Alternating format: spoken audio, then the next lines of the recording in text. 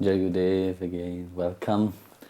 So, actually, I was just laughing right now because there was some comment that people have noticed that during the Japam, I don't wear any jewelry, and afterwards for Satsang, I've been wearing jewelry. It's true actually, because for Japam, I don't put all jewelry. Normally, I don't wear. But then after that, I think, okay, I used to wear the jewelry for darshan, though there's no darshan, so the jewelry have been given to be wear, so I wear it during satsang for all of you. So it's not that I wear it every day like this, it is so unpractical actually. But it is there to be wear, so you have to wear it somewhere, and I'm not going anywhere, so I have to wear it. So it's funny, but yeah. So let's ask a question. Guruji, I do Atma Kriya, Japa and other spiritual practices every day, and still I'm not able to sit even a few minutes in meditation without distraction. What is the best way to increase our concentration and control our mind and thoughts? This is a question which is very, very often people ask, So, the mind gets distracted very easily. And you see, it's also how we fix our mind, So where we fix our mind, that become our reality. We let our mind wander around because we have this mind which is always flying around, In the Bible, Matthew 6, I think 22 or something like that, it is said that where your mind is, where your mind is where your treasure is, So it is like that, where we fix our mind, that become our reality of things. So if we fix our mind upon our meditation and japam, then this become our reality. So you can see that also in Bhagavad Gita. Krishna said, chapter 10, verse 9 itself, it said, those singing my glory, my devotee which is surrendered to me, enlighten each another. So also chapter 9, verse 14 itself, he also said that by saying that my devotee, which is singing, which is surrendered to me, with their mind focused upon me, I become the object of their devotion.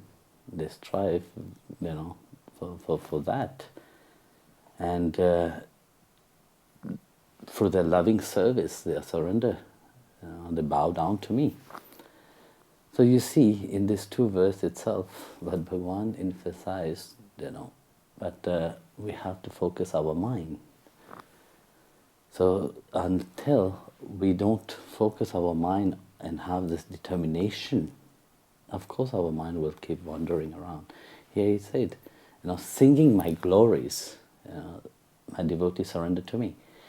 Here, singing my glories means also what we are listening and what we are seeing, where we are focusing about, Because when we sing, firstly, let's say, it's funny, today we are talking about singing now, and today I was talking to one singer from South Africa, and she was telling me her journey, her spiritual journey, how she was touched and how she found her guru and how she was touched by serving Krishna.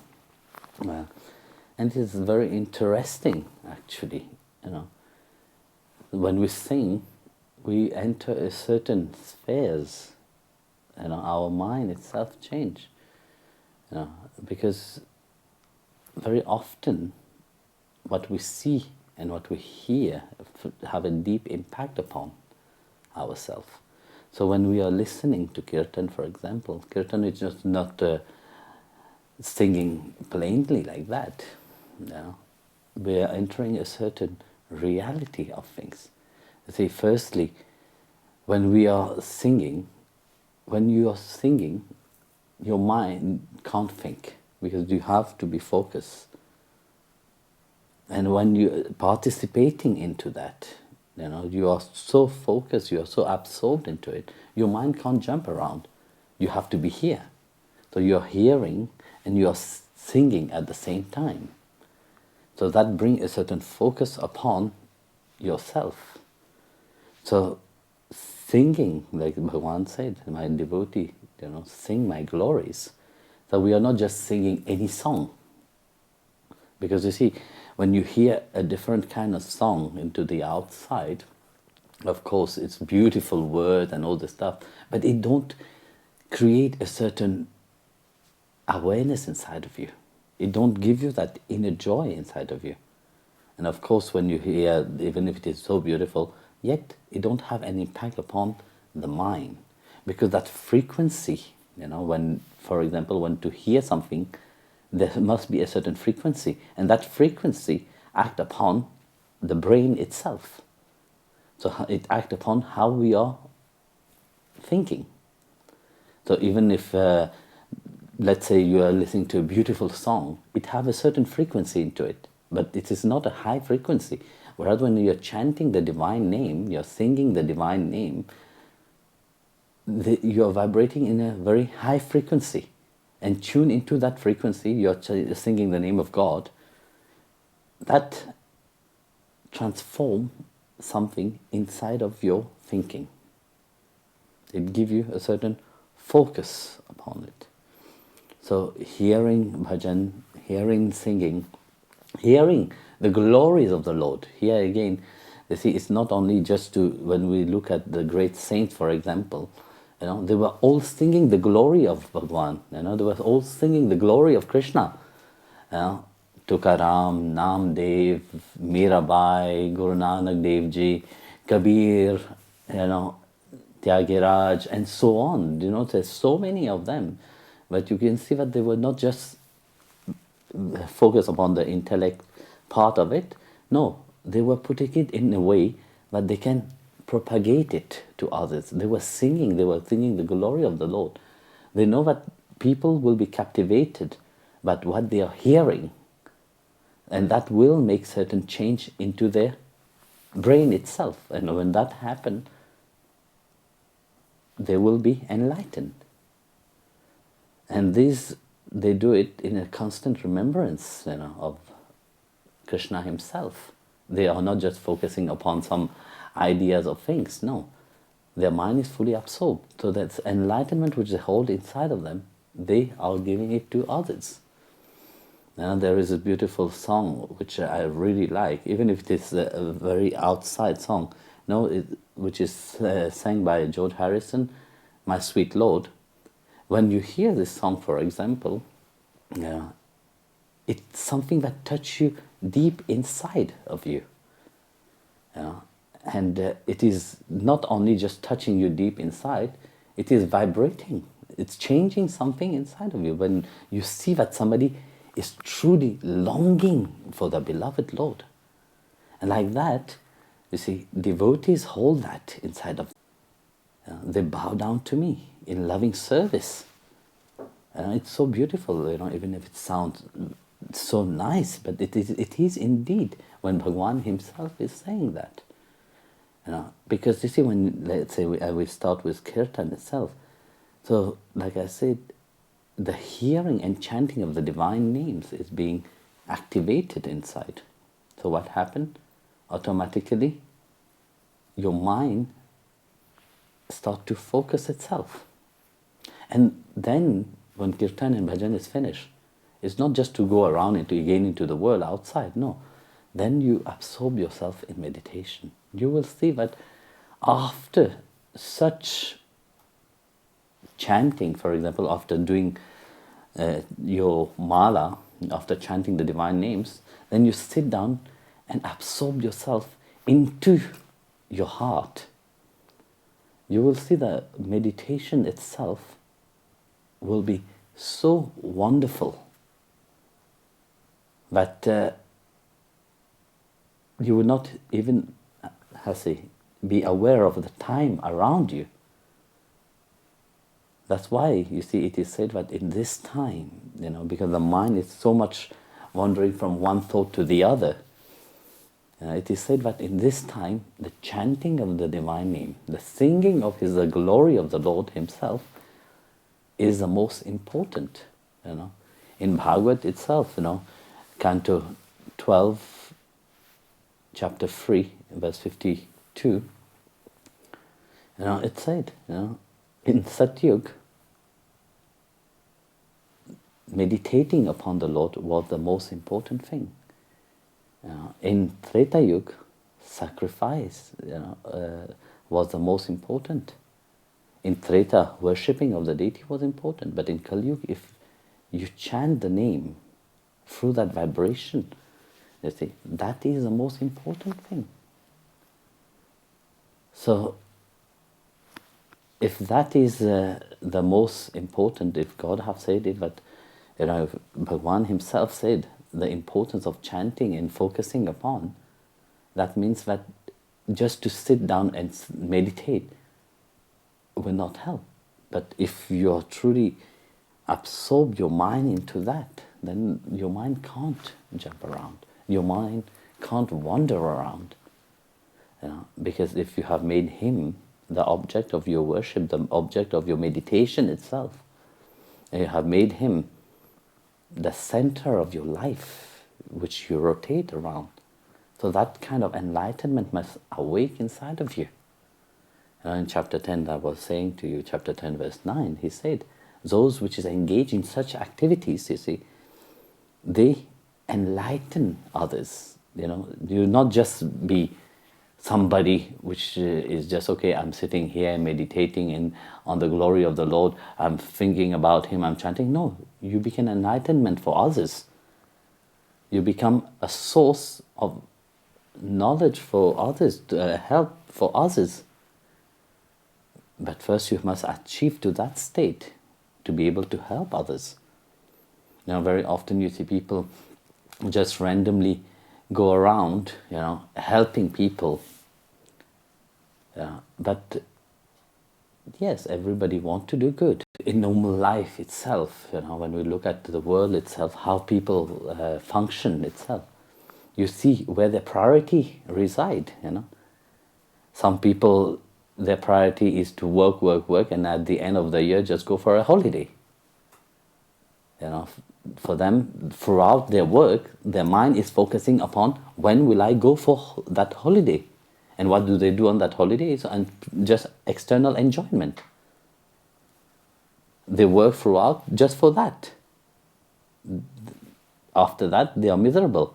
Once I was we were returning from a seminar on the island of, how do you call it? Lanzarote. And we were happy, we just finished 1 week of meditation, singing, and there were darshan there, and we were happy. But when you look at the people behind in the plane, every single person was miserable. All was, probably Germans are like that after they come out from holidays. I don't know, but they were all miserable. They were all, I said, okay. And then I was wondering, do they come from a holiday or are they coming from a funeral? It seems that they come from a funeral. But majority of the people are like this, you see. This is their object of happiness. Their happiness is only the 3 weeks of holiday, which perhaps or not, they are really happy or not. You see, what is happiness nowadays for these people is eating, drinking, nothing else. So, partying, and after that, of course, misery will be there, because the misery is not disappearing from it. Whereas the devotee is different, you see. They hold something dear. Their object of happiness is eternal happiness. You see, that joy, which a devotee of Krishna have, it's reflect upon them. And they are happy for no reason. There is no reason to be happy because they have the Lord within them. And how they view things, they know that everything comes from Him. Whether it is good or bad, they will take it always in a positive attitude. So, you see, the object of one focusing upon, it is like that. So where one focus, one mind, that one become one reality of things. So you see it in the world itself. People always are engaging in, oh, I need a new PC. I need a new car. I need a new girlfriend. I need a new boyfriend. But I can't say they need a new children because they can't change your child, because you are stuck to them. So but the rest you can change. You can change your husband itself, and you can change your wife, but you can't change your parents. You can't change your mom and dad. So like that, your object of happiness is. But for a devotee, the object of happiness is to glorify the beloved Lord, And for them, a few days ago there was a question, why your devotees always fixate on you, and on the Guru and God. But to whom do you think they should fixate? On you? No, they can't fix on you. You don't have anything to give them that would make them really happy. Whereas Guru and God give the devotee a certain happiness which is not bound by something, but it is eternal happiness. So when you are meditating, for example, you engage your mind in focusing upon Krishna. It's true, the mind will wander around, the mind will jump around. This is the characteristic of the mind itself. It is the mind dharma, let's put it like that, to wander around.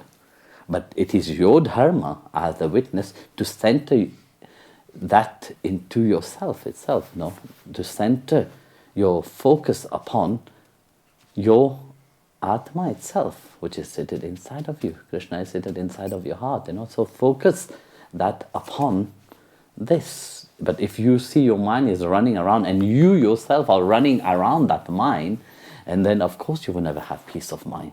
Even if you are chanting, you are singing the glory of God, you will not have. But because it just become just plain.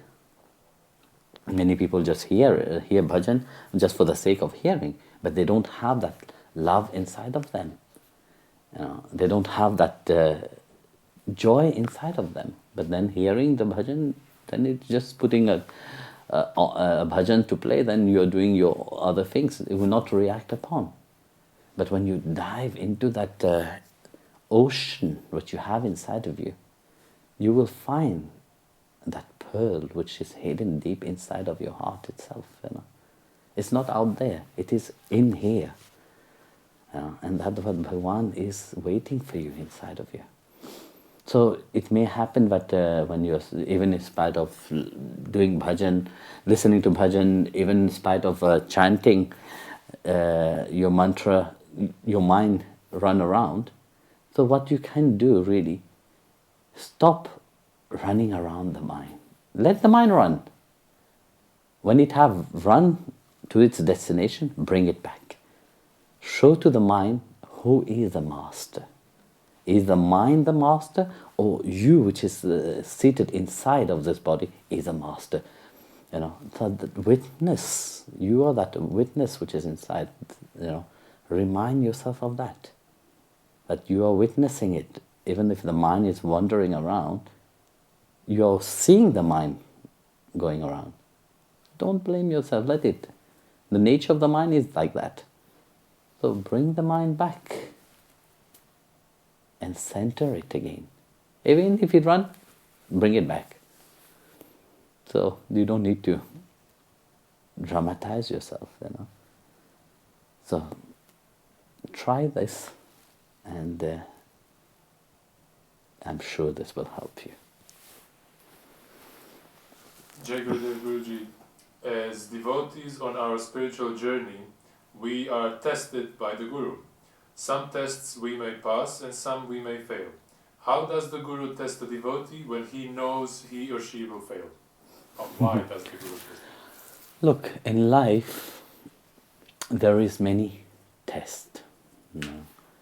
So in your question, you said that the Guru knows. Of course the Guru knows. That's why it's giving you the test. If the Guru doesn't know but you are ready for a test, do you think it will give you that test? No. Sometimes it's important to become more appreciative of what you have. Because if everything is very straight, mellow, you will not appreciate what you have. So test is given also to see where you stand in your surrender. Because very often it may appear that you are surrendering, but you are not. Because it's easy when the Guru tells you, oh, everything is fine, let's go, just move on. But are you growing through that? No, you are not. Because you will just take it in a straight line. In a straight line, you know very well what it means. In the medical field, when somebody sees a straight line, when you think that you are dead, then there is no hope into that. So it must have certain ups and downs, then you are living. So like that, test is given to the devotee, not because the Guru think, now I will test that person because I feel, great joy in testing them. No, it's not about that, It's about to see how much one trusts the word of the Guru. How much do you really have faith in the Guru itself? Because you see, when you hear devotees talking, they all say, yes, we trust him, we love him. You know how many times I have seen people who said, today, oh, we love you, we love you. They will even write songs, because the one I love live inside of you, whatever, They will write, oh, I love you, I love you. That they will tell you, they will sing. But it's empty. It's devoid of truth inside. It's devoid of reality, because it's just words, empty words, flowery words, which doesn't have any power. So they will say to the Guru, yes, we trust you, we love you. But is that real? No, it's complete fake. Because they don't really trust. They don't really love. Imagine the Guru will tell something that they don't want to hear. Do you think they will still love you? No, they will not love you. I have met so many like that. Today they say they love you, tomorrow they turn their back and left for no reason. Where there is love, have they ever understand what is love? So that's why when they are tested, you see whether you can really trust them, you can really give them something deep or not. Because the Guru holds something inside, which is more than he said, He can give you Bhagavan himself. Of course, not all the Gurus. The Sadguru can give you the Lord himself. But for that, like Arjuna said to Krishna, only if you see that I am ready. In chapter 10, Arjuna prayed to the Lord, please, I would like to see your cosmic form. But it's not because I want to see the cosmic form, because everybody wants something or the other. But he said, I want to see your cosmic form, but only show it to me if I can handle that. If I can hold upon this, And the Guru also tests people because of that. I say, Bhagavan test also, nature test also. So the master tests somebody to see whether the person is truly ready or not. Because if the person is not ready, what the use of giving that person something that they will not be able to handle? Firstly, Secondly, what the use of giving pearls to the pig? In the Bible it said, what the use of giving pearl to the pig? They will not know what to do with it. That's why Krishna said, whatever I'm giving you, at the end, chapter 18, he said, whatever I'm giving you, don't just give it to others like that. See whether they are ready firstly. Otherwise it will become useless. It will fall on deaf ears.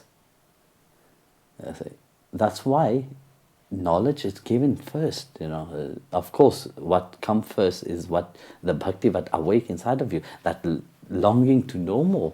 Then after that is knowledge is given to you for you to understand what is happening inside of you. So when you have that knowledge truly, you will also know that it's not taken for granted. There will be certain tests into that to see whether you have assimilated or not. And these are natural. They say whether the Guru knows whether you will fail or you will pass, it doesn't matter. You have to see it by yourself. The Guru knows, the Guru is born known. Okay, fine. The Guru knows what is it to you. Do you also know? No, you don't know. So that's why for you to know about it, test is given. And how much trust do you have in the word of the Guru? How much faith do you have in Guru? There is this beautiful story of a sadhu. This sadhu was living in a forest with 12 of his disciples. So they were very happy. And among his disciples there was one called Chandan. And Chandan was his favorite disciple, very dear to him. And he was always there, just like Pankaj is there. And whenever the Guru needs something, Chandan will know already before the Guru will say. He will just act upon. So that much faith that how much surrender from his side he was to the Guru. So one fine day he got a message that his sister is getting married. In 2 months the sister will get married.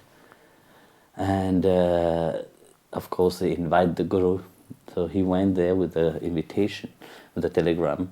And he said, Guru Maharaj, not telegram like nowadays I'm talking about. I'm talking telegram of ancient, a piece of paper.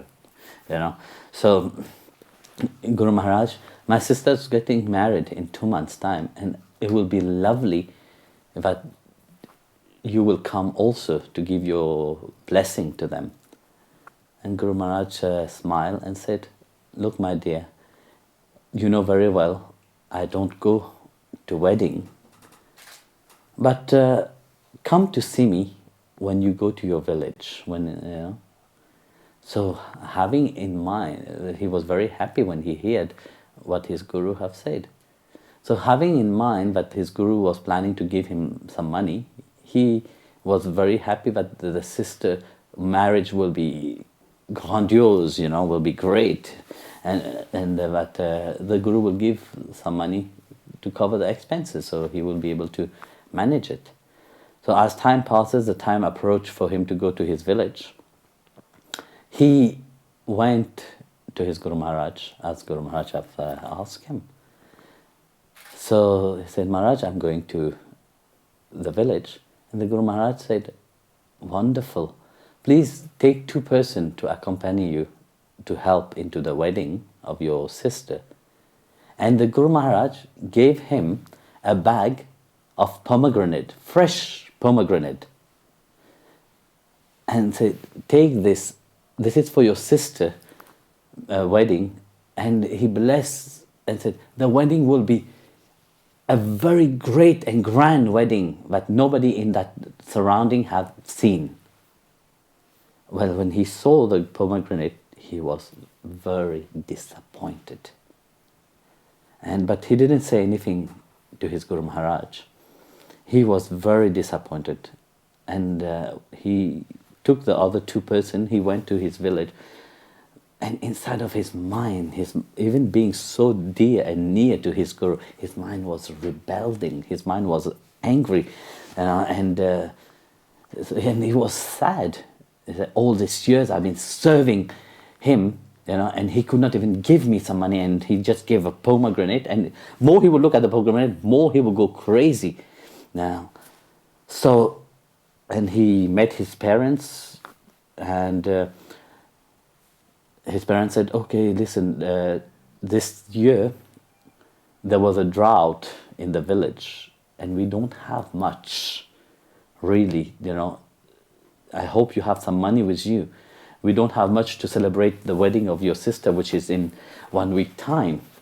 So, what to do? So he was a bit ashamed to say that he don't have any money. And he was feeling so angry on his Guru Maharaj that why he just gave a bag full of pomegranate. So he went at night, he was looking at this bag of pomegranate. I tell you, more he would look at that pomegranate bag, more he will be angry on his Guru Maharaj. So, and he was thinking, early morning I will get rid of this 2 pomegranate in the river nearby.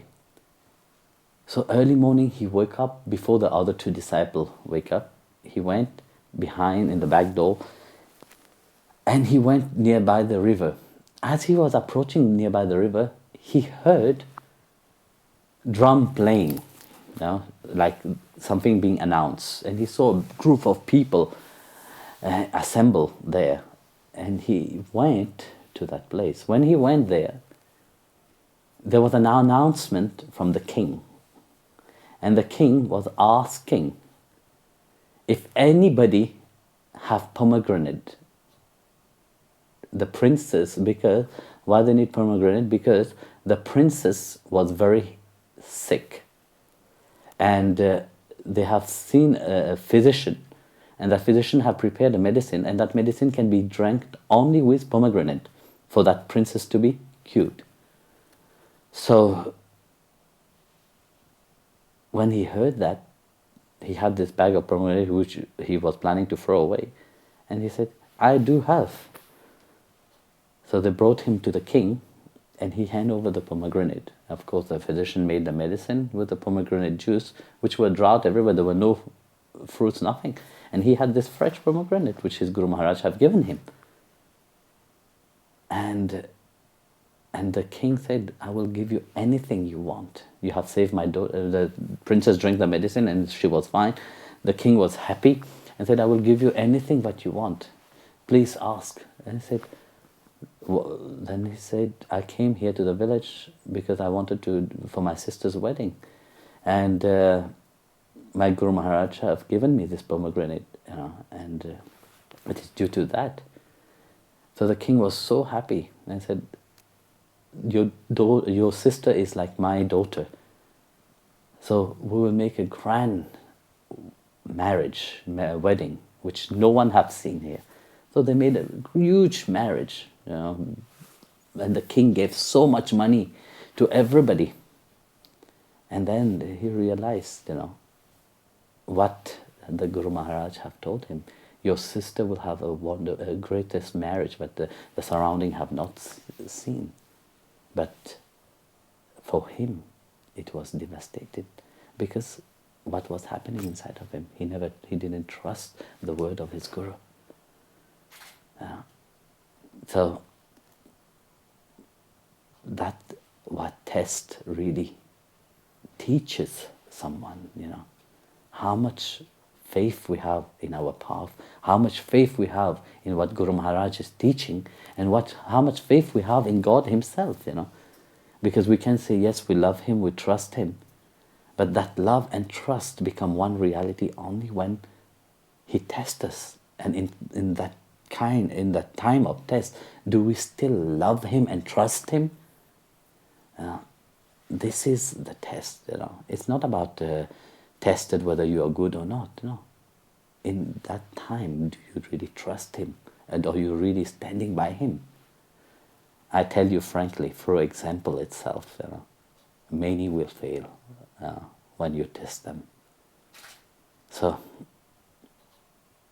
see within yourself, how is your faith and how is your trust in your spiritual path, in Guru Maharaj, in God, in yourself, because trust starts firstly with that. If you don't have that, it becomes very difficult. So whether the Guru knows whether you will pass or you will not pass, it is important. Guruji, could you please explain who is Dattatreya and how is Krishna as the embodiment of Narayana different from Dattatreya, who is the embodiment of Trimurti? Look, Dattatreya, you know the story of Dattatreya for you to ask the question, And Dattatreya is the fusion of the Trimurti, like we know the story that Mata Anasuya wanted to have children in the Trimurti because of her faith in her husband. She didn't have, in the ancient tradition, a married woman was considered a married woman must have faith in their husband. And of course, Mata Anasuya have great faith in her husband. Her mantra, what she was thinking, is Pati Parmeshwaraya Namaha, which means I revered my husband as my God. So that was the Vedic tradition of that time itself. And through that faith that she had in her husband, the Trimurti, Brahma, Vishnu and Maheshwara wanted to test her. So you know the story of it. So when they came to test her, she recognized them and transformed them into 3 babies. And of course, when these 3 become babies, so the Devis, Lakshmi, Saraswati and Parvati, Mata, they wanted their husband back. So they came to Mata Anasuya. And they, of course, they were 3 identical babies. So then she asked them, which one is your baby, your husband, which one is, which one? So they could not even recognize their own husband. So this is Lord Dattatreya itself, who appeared, at that time, and who meditate on Girnar, which is in Gujarat itself. So the question is, can you repeat it, please? The question is if you can explain who he is and how is Krishna different from Dattatreya?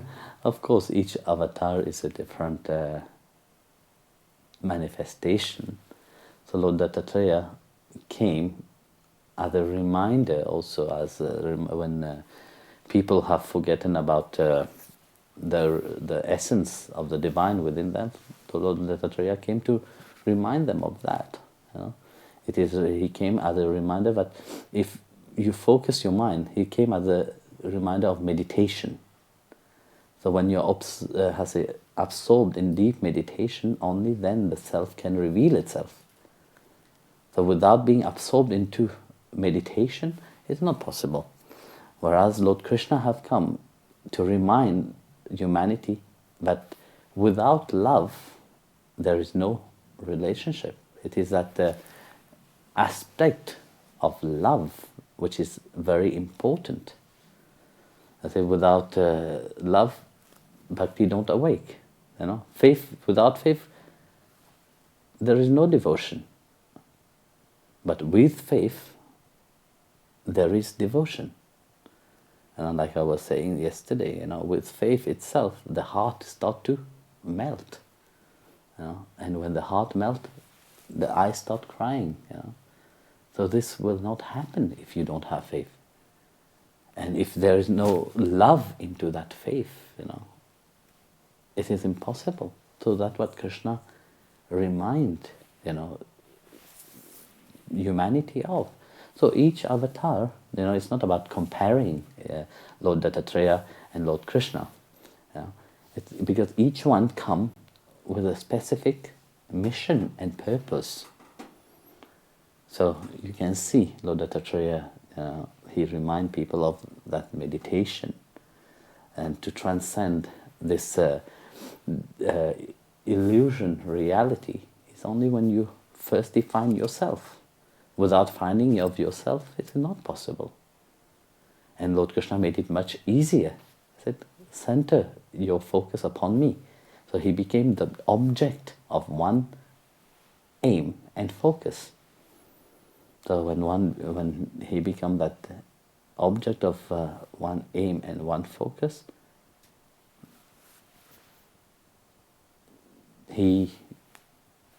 that love will awake. So, next question.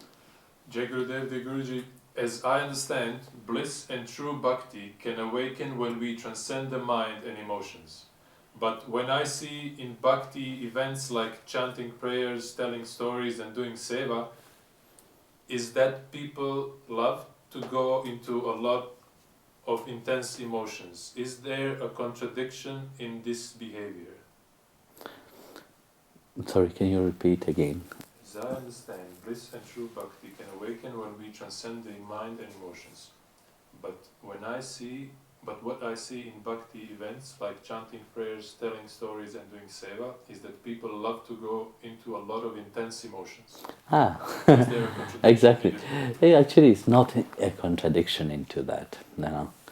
Because you see, one thing, when you're looking from the outside, of course everybody appeared to be insane.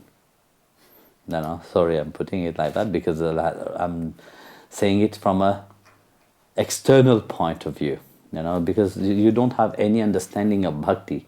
When you don't have any understanding what is happening inside the heart of a devotee, of course it will appear very crazy. Like yesterday in Bhagavad, I was saying, sometimes one laughs, sometimes one cries, sometimes one jump in ecstasy, roll on the ground, and so on.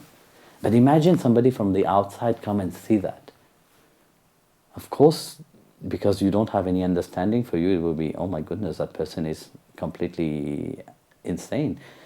And especially, but when what I said during Just Love festival, for example, it's such a beautiful festival because people are happy and joyful. But very often from the mindset of people outside said, how can you be happy like that? How can you jump and sing and laugh without drinking any alcohol or taking any drugs? For us, that become the drug, the divine name. It gives you a certain ecstasy inside. It is not through something material, but it is something which is spiritual, and it is permanent. It is not depending that, once I take this, something material, I'm happy, then after that, when the effect of that happiness is gone, it's finished. But that what resides inside of the devotee, every time they listen to a bhajan, every time they connect, and like you said, singing, telling the glories of the Lord, and this is what a devotee is there for. In the Bhagavad, the verse that I was just saying earlier, Krishna said, my devotee find great joy, enlightening everybody else, and this is so beautifully put, because you see, what is the life of a devotee who have tasted that sweetness if he can't give that to somebody else? It becomes useless. It's love. If you can't open up your heart and let this love be shared to everybody, then you don't know what is love. Because love, you see, if you want to restrict that love, you want to close it for yourself, it becomes selfish. Like people, human being, it's like that.